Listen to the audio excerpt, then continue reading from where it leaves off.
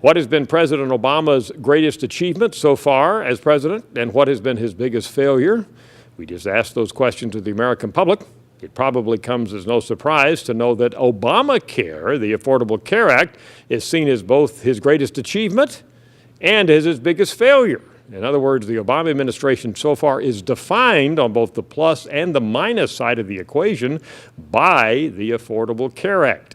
Let's look at the specific numbers on his greatest achievement. 22% of Americans spontaneously say Obamacare, the Affordable Care Act, is his greatest achievement. Other items that are mentioned by Americans as Obama's greatest achievement are getting the troops home, ending wars, capturing Osama bin Laden, stabilizing the economy, and simply the fact that he became president as the first African-American in U.S. history to be president.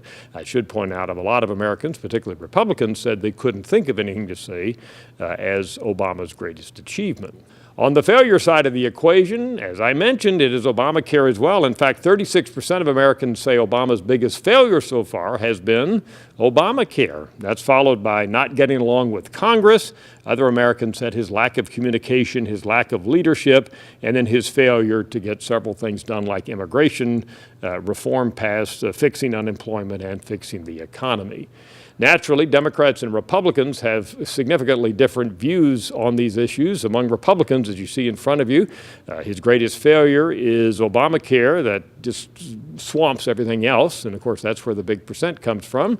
When we look at the achievement side of the ledger, among Democrats, they say it is Obamacare as his greatest success. So his supporters say Obamacare is a real plus. His detractors, primarily Republicans and conservatives, say Obamacare has been his biggest failure. We'll update this in the future, but of course it may take decades, if not centuries, for historians to sort out what will be Barack Obama's greatest contribution, his greatest legacy as President of the United States. I'm Dr. Frank Newport, Gallup Editor-in-Chief.